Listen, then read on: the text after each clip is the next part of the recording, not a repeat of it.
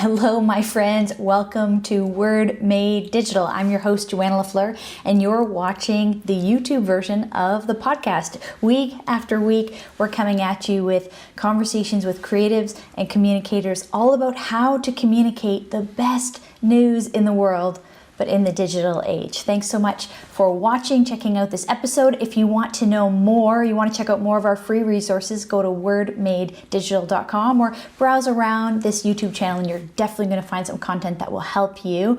And of course, thank you so much to our sponsors. Compassion Canada and Wycliffe College are making this podcast possible. Enjoy the interview.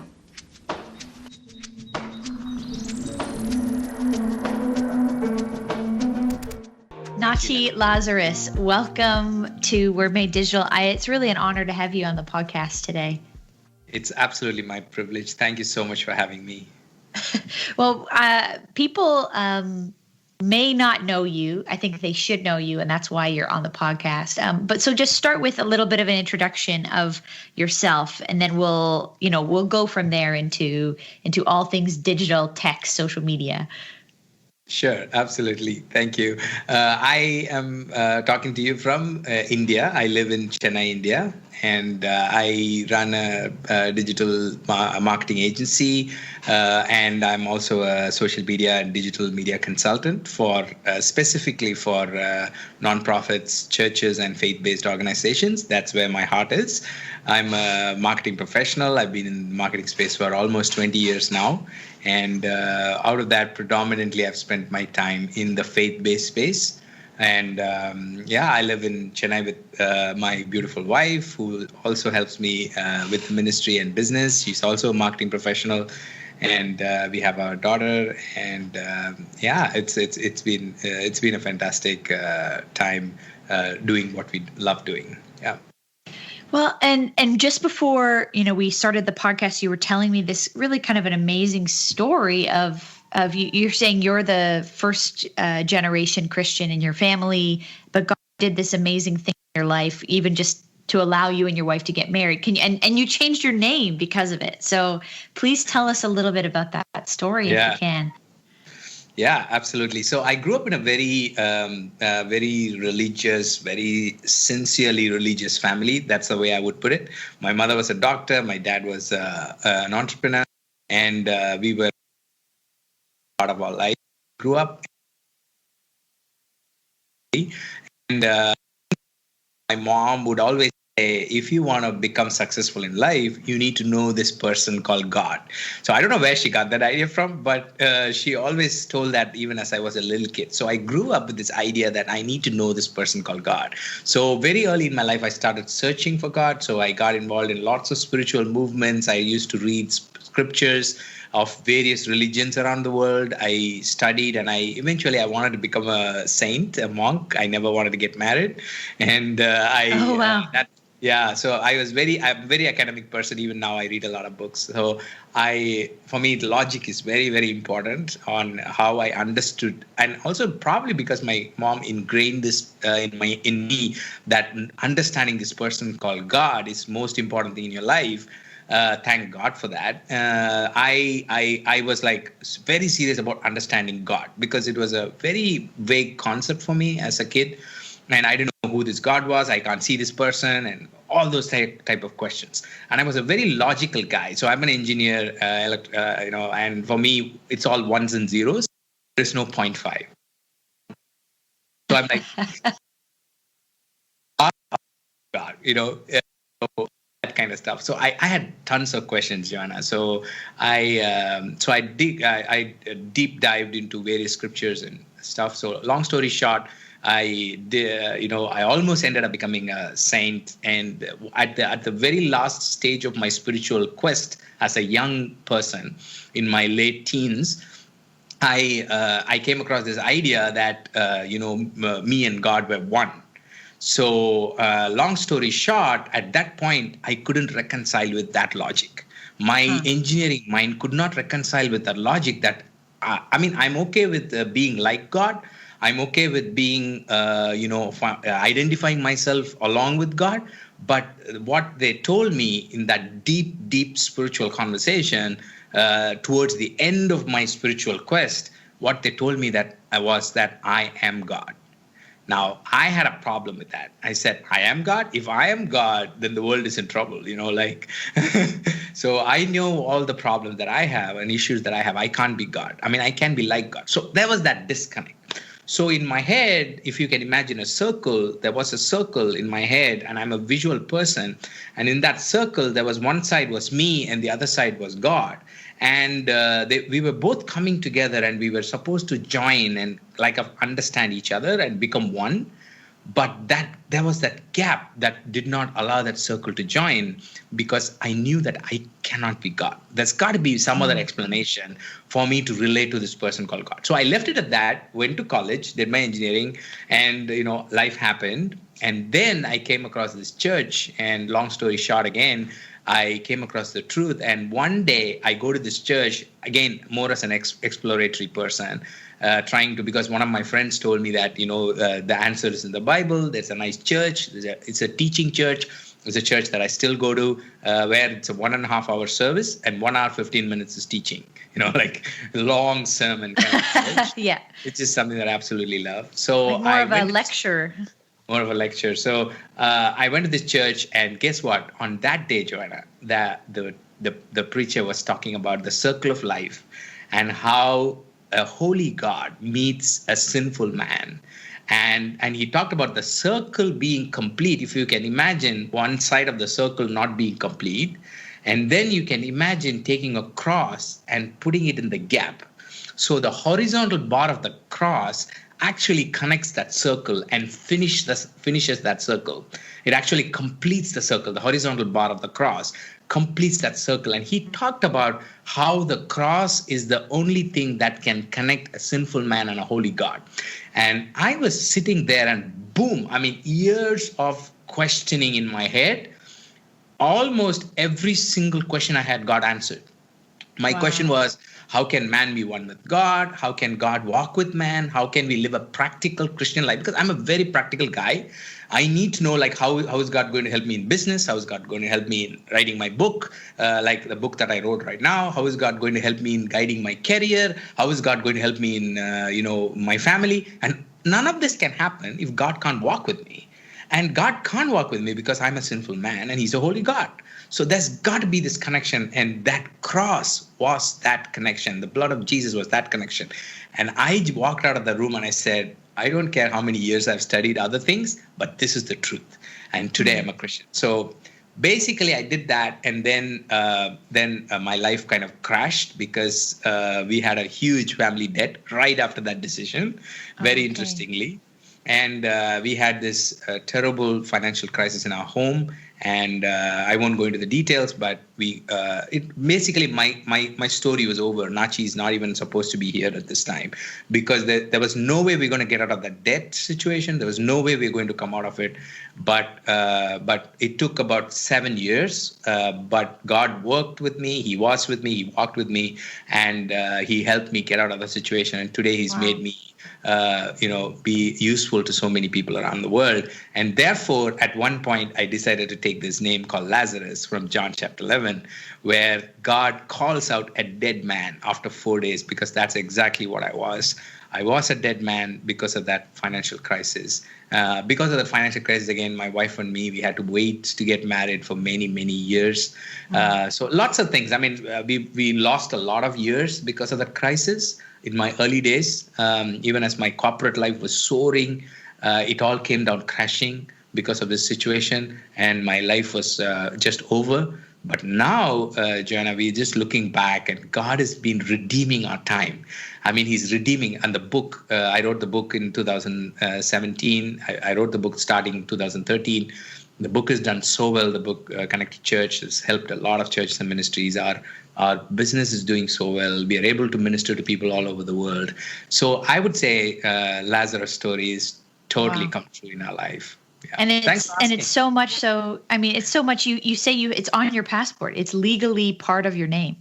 Yes, I have become Nachi Lazarus. Yeah. It's a really beautiful story. I love that when you hear, anytime you get to hear the chance of someone who intentionally chose to change their name, not because of marriage specifically, but because of something else. That's incredible. And so maybe it sort of is a leading question, but I mean, when I look at your CV, your resume, there's lots of, you're a highly educated man. And you could have used, you were in a corporate world, you were in an engineering world, a tech world. How did you end up, why did you start serving in a church or a nonprofit context? Because you were probably making way more money and doing, maybe even more challenging projects in a different capacity. So why are you serving churches? Yeah, thanks for asking that. So we did start out with. So I spent the first few years of my life in the corporate world, and then we started the business very early. My wife, we were business partners, life partners. So we started our business together, and we had an ad agency, and we did stuff in the marketing. Marketing was my absolute passion, still is. And so we started this work, and we were working with businesses and nonprofits at the same time. So there was this transition, Joanna, at the one point in my life where I had the encounter with God on this. And this was when I was traveling for ministry. I spoke, this was on a Sunday. I still remember the date and the time so clearly because, when you have that kind of an encounter. So, I finished, this was on a Sunday morning. I had spoken in an Anglican church in another country. And then I got out, and this was the evening. It was a nice little square.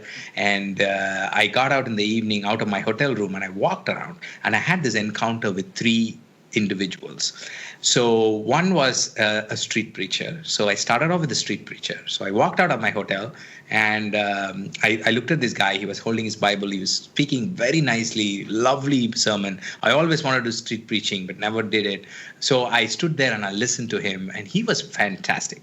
But I looked around, nobody else was really, bothering. And they were just, walking by. Of course, Sunday evening, why would anybody listen to a Bible preacher? But my thing was, I was a communicator, right? And for me, whenever I see a communication problem, I want to solve it. And my communication problem, you wanted to be his consultant on the street. He was the street preacher, and you were the street consultant. Street preaching consultant. So my bigger problem was not why people were not listening to him, but my problem was why were not people even pausing to listen? That was my problem. I'm okay with somebody pausing, looking at this guy and saying, oh, he's talking about the Bible, and then walking off. But what I was noticing, Joanna, was people were just ignoring him. Like they were not even thinking that he was there. They were just passing by, and it was a beautiful Sunday evening. So I left it at that, and I thought, okay, Bible and things like that. And I walked off. Then I came across this musician who was playing a lovely music, the busker, in the evening. Now, the same thing. Nobody was listening to that person as well. And now I'm like, okay, hold on. Because whenever stuff like this happens in a pattern, the Holy Spirit is trying to speak to you at something. So I said, it's okay. I understand that nobody's listening to the Bible preacher, but why isn't anybody stopping and pausing to listen to even this musician? And then I move on. I come out to this third character who was a sales guy. Same thing. Nobody was listening. And then I stood there and I was praying, and I'm like, Lord, I'm a communicator. I need to understand what's going on here. And then God showed me a very simple thing. He said, how do people hear? And I said, well, through the ear, kind of a question. Then God said, look at everybody's ears. And most people, Joanna, on that evening happened to have a headphone or an earphone. I mean, it's not the world's biggest revelation. It's like, people have headphones so they couldn't hear. But for me, it was the biggest revelation I've had. The moment of turning, it was one of the moment of truth for me. And it was a strong, and at that point, the Holy Spirit just hit me, and he said, Nachi, you are dealing with a headphone generation. The years to come, and this was about 7-8 years ago. And he said, in the years to come, Nachi, this is going to become bigger. And today I orchestrated this because I wanted you to understand what's coming. What's coming is young people are going to be influenced by what is in their ears. And what is on their ears is AirPods and earphones and things that are plugged in. And I can't even reach them. How am I going to reach them with the gospel if I do not have access to their ears, Joanna? Like, forget about asking them to come to church. I mean, I can't even have a conversation with them. Forget about individual ministry or small groups or counseling or whatever it is. You can't enter somebody's ears. How are you going to minister to them? So it was a huge moment of revelation for me. And God said, I want you to drop everything and I want you to pivot completely to the faith-based space. I want you to help churches, because churches and ministries have no idea what's coming. Most churches. I mean, our church, for example, in India was way ahead of the curve. I mean, 2007-8, we started live streaming. And, we were, so when our pandemic hit, we were like totally prepared. Even being in church. You've been doing it for years. Wow. Yeah. So God said, there are many, many churches out there who need help and they need to have your service. So I came back, we prayed, and then we took a leap of faith, because it has not been a smooth journey. It has been a really, really tough journey, as you know. Because it's almost like, like selling something that, people don't know that they need, kind of a thing. So, but of course, it's getting better and better, and I'm not complaining at all. I'm so glad and thankful that God put me in this space. I wouldn't have it any other way. I absolutely love what I'm doing now, and right now it's very good. Most churches are very open. The ministries are very open. They are wanting help. They're very open, and I think the kingdom of God is starting to get built in the digital way in a very powerful manner. Wow. And so you're saying that marketing is your passion. I think back when I was entering into this space myself, coming out of business marketing background, tech background, I landed upon a site. I don't even know if it exists, but it was part of this early days for me. I think it was called churchmarketingsucks.com. And it was and it was just sort of this entry for me into how bad church marketing was. And how there was so much room and opportunity for improvement. So tell me about it. What are what is that passion for you? What are you excited about in marketing for churches? Because marketing, I think, for church can sound like a dirty word, like it's not a good thing. Yeah, totally. I mean, when I started out, I would go and sit in front of the church leadership, and they would say, okay, you're from the marketing, so are we going to sell something? We don't need marketing, that kind of thing. So marketing itself as a word had this wrong connotation within the church community for some reason. And I think it's because just the lack of understanding, because for me, as a young guy, we had a fantastic professor in business school. And he's the one who made me totally fall in love with marketing. And so he would define marketing like this, Joanna. He would say, marketing is simply the art of connecting a good thing to the right audience. So the good thing could be a message, a product, or a service. If you connect it with the right audience, that's simply the act of marketing. So announcing something good to the right audience. So in that way, I believe the best thing that we have to connect with the right audience is the gospel.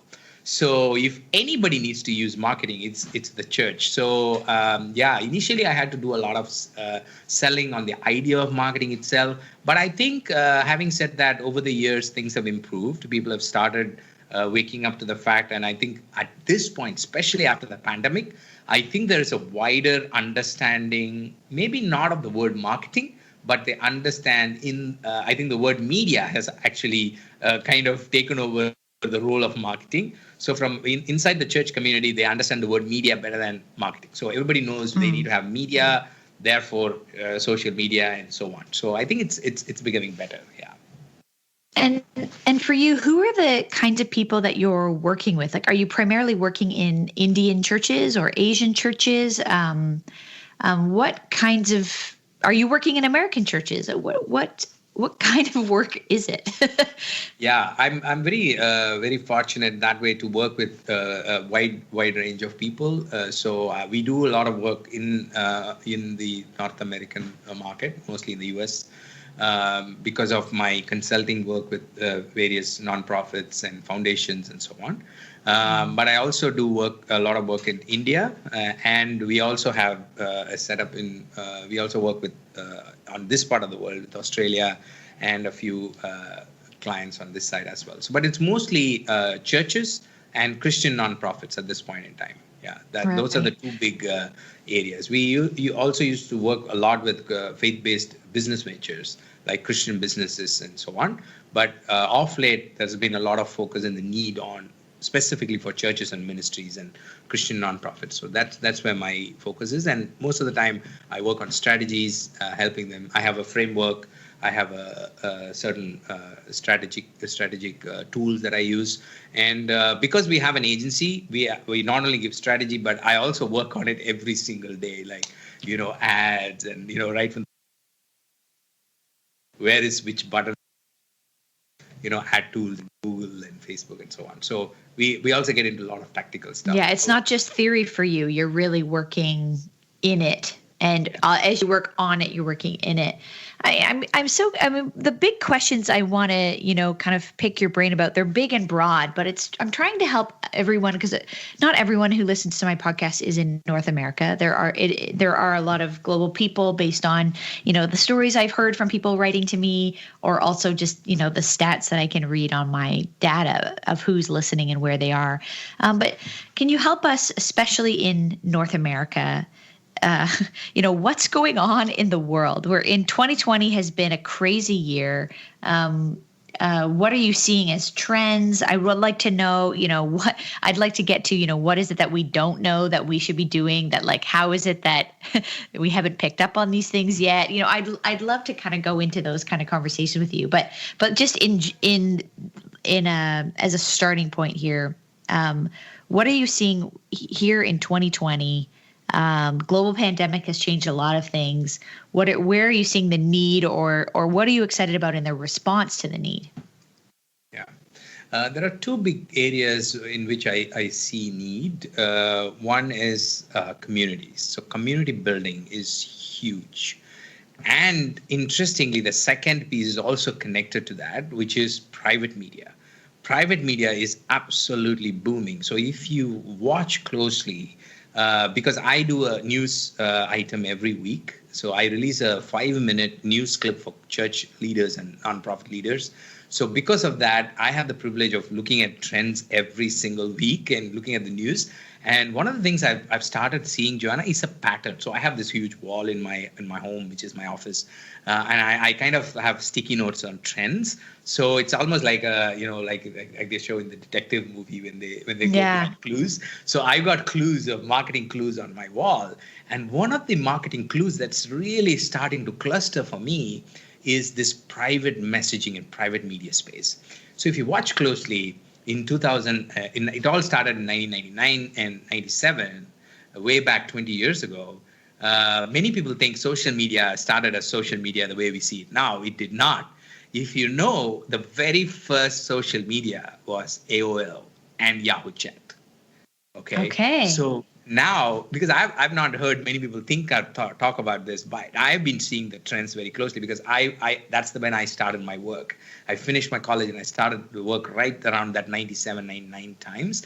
And that is when the whole, so that time social media was basically Yahoo chat rooms. So we used to go in and chat with people and connect with someone who I couldn't see was like the thrill of the day. And it all started with the messenger.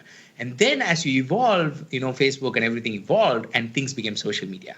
Now, since 2019, if you remember Mark Zuckerberg's address, F8 conference, he started talking about privacy and private space and, groups and WhatsApp. And then they're buying WhatsApp, they're buying Instagram, DM becoming a big thing. Messenger has become the big center focus of Facebook. So as I'm doing my news items through the week, we've done 85 episodes by the way, and we're getting to 100 episodes. And as I keep doing this week on week, I'm seeing more emphasis by Facebook, by Google on private messaging. So 20 years after that happened, AOL and Yahoo Messenger happened, today Facebook is saying, basically, we are all about private messengers, and they're saying they've launched Instagram shops, they've launched Facebook shops, they've launched WhatsApp Pay, they launched Facebook Pay, and they are saying, basically, on your mobile, on your messenger, you will do everything, including transactions, e-commerce, connection, and community. So coming back to your question, what do I see as a gap and a need and a trend, especially in North America, is churches are still, getting their getting their ground on live streaming, which is important. And they're starting to think about content creation, social media posting, all that is also important. But I would highly recommend anybody who is listening to us to start thinking about private media strategy for the church, because that is where Facebook kind of companies are going. Even Google. Okay, just to give you a Google thing. Yeah. This is like Tell us about Google. Yeah, most recent thing, September 8th, just a few days before this recording. Google comes up with a new Android version, okay, Android 11. And what is the center of Android 11? If you just go dig in, the biggest feature of Android 11 is called Bubbles. And Bubbles is basically nothing but, chat messenger built into the operating system. And you can understand if a company like Google and Android system, which is used by millions and millions of people around the world, is focusing on one single feature, you can understand how much of data and research has gone behind that kind of a UI change that they make to such a powerful platform. So basically what they've done is Android 11 is about having chat bubbles and with anybody messenger without opening that app. So if you get a message on message, it'll just appear as a bubble and you will just open it. You don't have to open the app. You can just open the bubble and chat with me. So that's the feature. So what I'm trying to say is starting from 97 to now, there's been an evolution of one thing called private messenger, and churches are starting to miss that opportunity because they are not prepared. So I would say if you're a church leader who's listening to us, then I would say start really digging into how can you build these two things, community and private space. Because in America... Well, and do those contradict? Community is a group, but private, because I'm thinking, in the old days, 50 years ago, an evangelist would come and thousands of people would hear them speak. And people would make some sort of commitment to Christ, as an evangelistic tool. But if people are going, pandemic, people are isolated in their homes for health reasons and legal and government mandates, and two, how do we go from one to many to one as a transition, even just in our thinking around how to talk to people? How do you do community and one-to-one as an outreach strategy? This is fascinating. It is fascinating. And here's the beauty of it all, Joanna, is that this platform is the way it's been evolving and the way it has come to a point. This platform is the only one that can fill both those gaps in a beautiful way. Let me explain. So, for example, let's just take a couple of tools. Okay, two tools that I'm fascinated about is one is called WhatsApp groups. Okay, you probably know WhatsApp. You probably use it a lot. Not so much in the Western world. In our part of the world, WhatsApp is like the thing that people live on. So there's something called WhatsApp groups, and then there is something called Messenger rooms. So which is now getting popular, right? So what's happening with these kind of tools, private media tools, is that you have the ability to create a community in whatever configuration you want without people having to leave the comfort of their own private space. So what I can do is I can choose to have my face-to-face personal communication with only the community that I choose to have. For example, just my family, my close set of friends, maybe some of my extended family members. That's it. So I may not even meet anybody face-to-face because of the pandemic and so on, or any other reason. But if you open my phone, I will have Messenger rooms and WhatsApp groups with various other communities. Like right now, as I'm talking to you, I've got a WhatsApp group, one for my church, one for my prayer group, one for a ministry that I've been involved with in the last 15 years, which is a business ministry. And all these little pockets inside my WhatsApp keep me in that community. So guess what? If I have a question or a prayer request from a business side, I would quickly jump on that WhatsApp group and I'll put it out there and people are praying with me. They're talking to me. They're helping me. I've got that community at my access point, even though I don't even go and meet. And it's both one-on-one and a group. And if I want to chat with somebody individually, I just click and say reply privately and I talk to them. And if I want to talk to them, I just open a messenger room and I have a conversation. So suddenly, Joanna, we are finding, thanks to all these developments and because of the pandemic, we are finding ourselves in a technological setup which is at the palm of our hands, that gives us both the opportunity to connect with a large community and one-on-one with the same interface. So I think this is the power of this private media strategy that I'm talking about, that churches and ministries need to start tapping into. They need to understand the power of this, and they need to say, how am I going to structure my ministry around this? Like for example, in the American context, you've got a bicycle ministry, you've got women's ministry, you've got family, you've got youth ministry. So how can you plug into each of this using these tools? And how can you connect with them on a private messenger level? We are talking about much bigger than Facebook groups now. Yeah.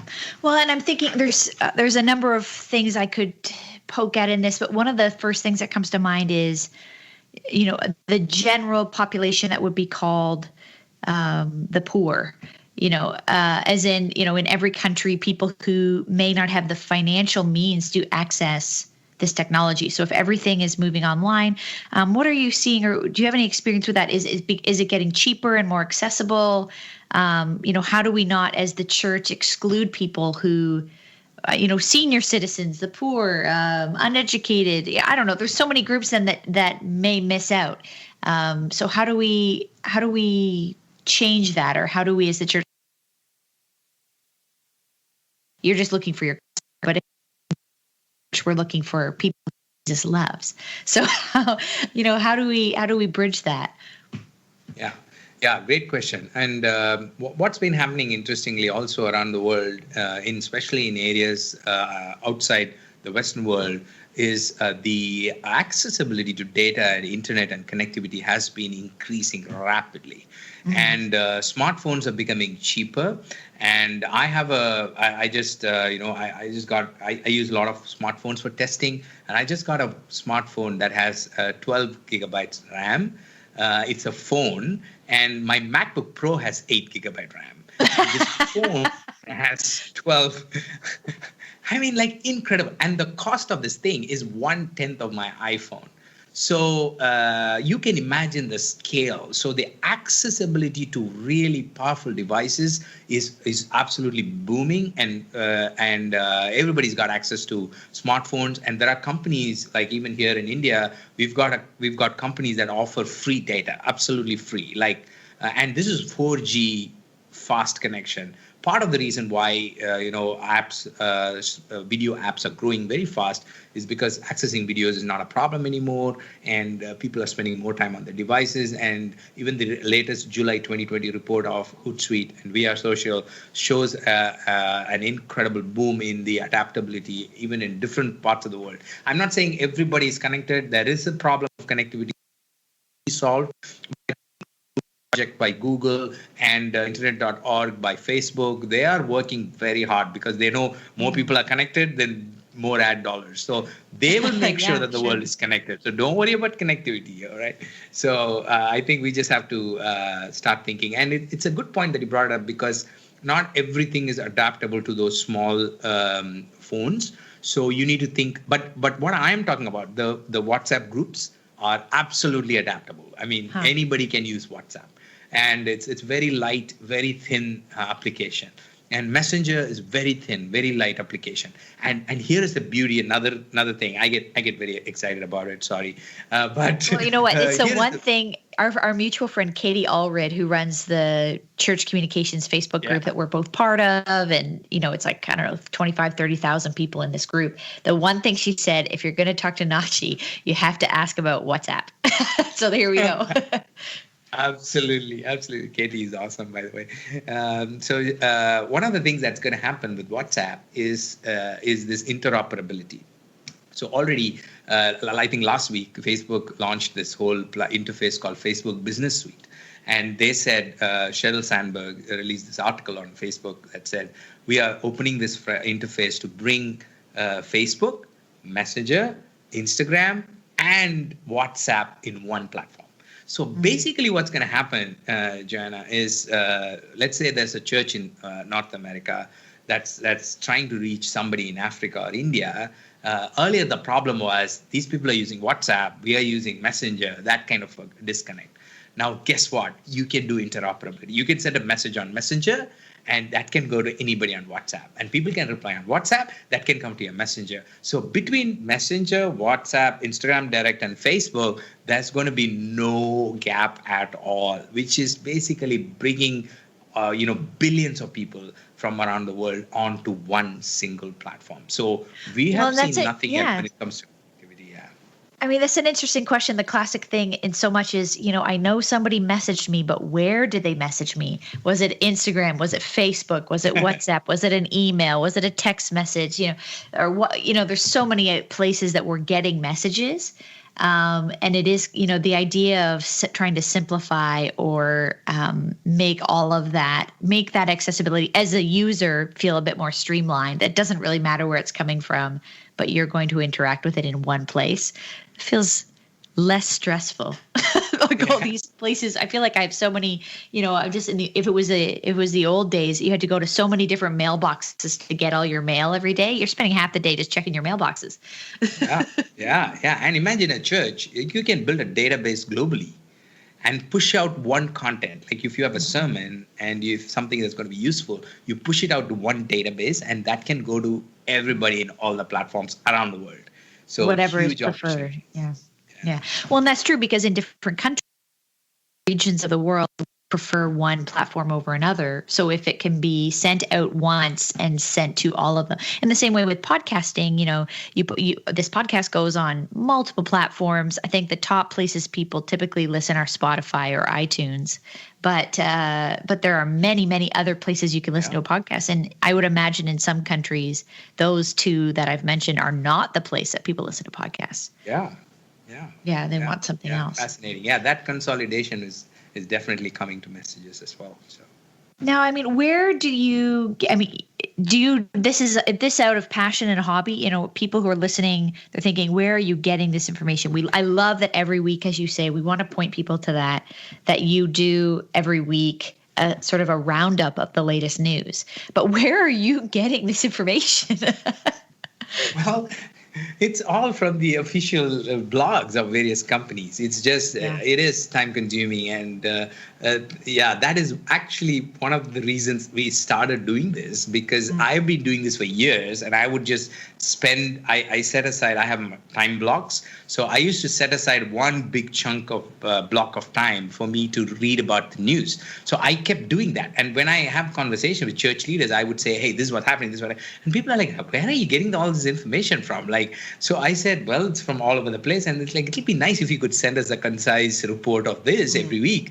And I said, okay, fine, let's do that. And that's exactly how we actually started doing that news. So, so the answer is it's out there on all the, for example, Facebook has an official blog, Google has an official blog, and they, put out this content. It is just that it's all over the place. So, and also to look at information that's church relevant is also the key. So that is where I have a whole team that works and especially this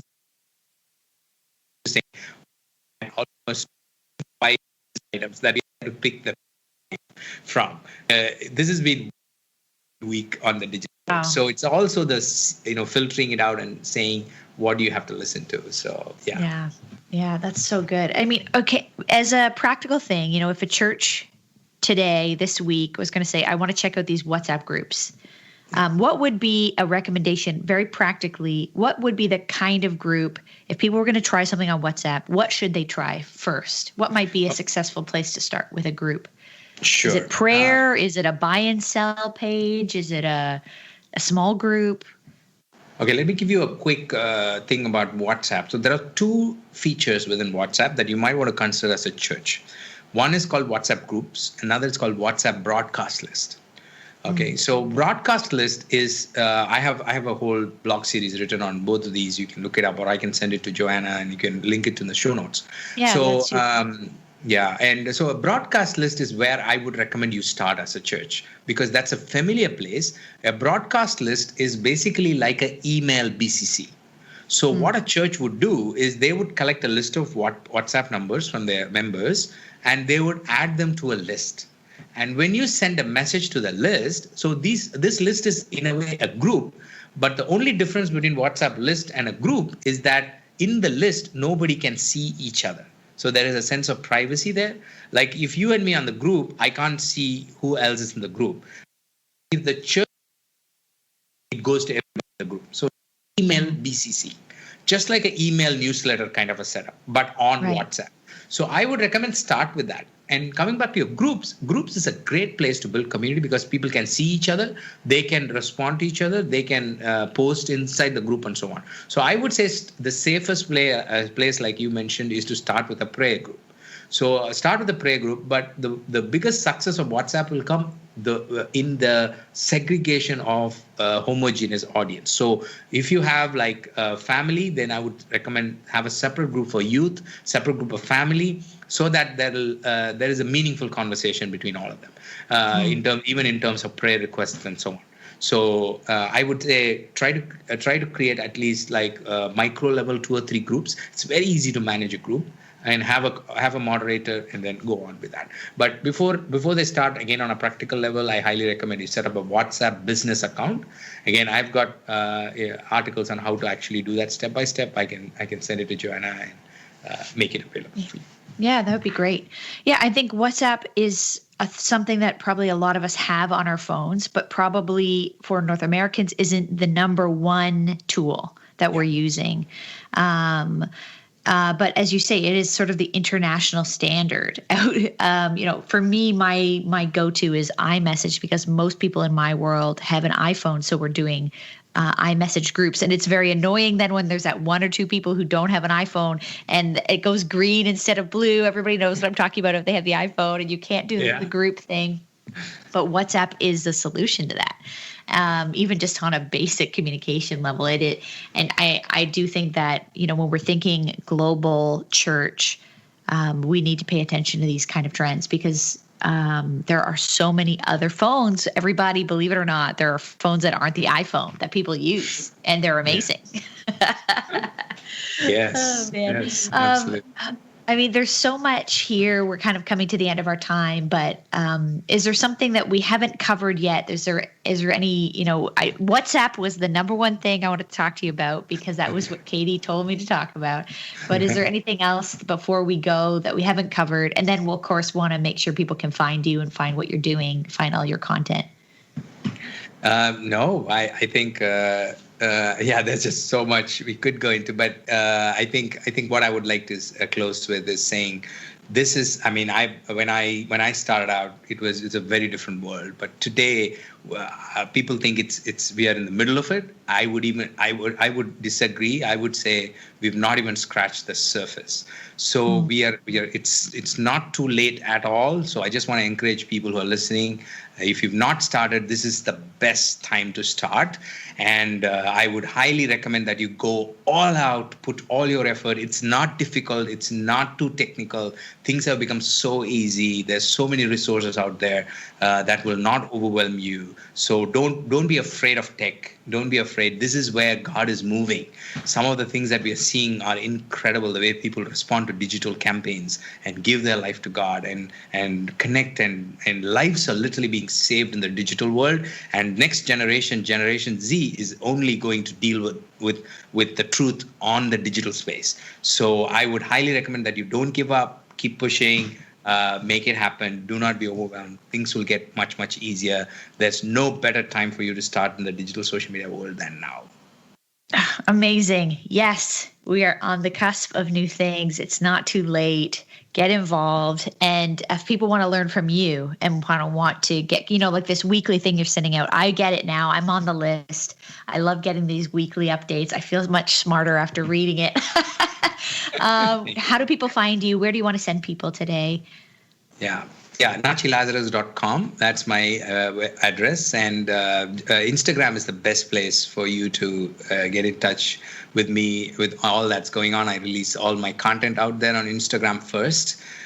So in Instagram, you'll find me Nachi Lazarus. So that's the best place to connect. Perfect. Nachi, thank you so much for your time.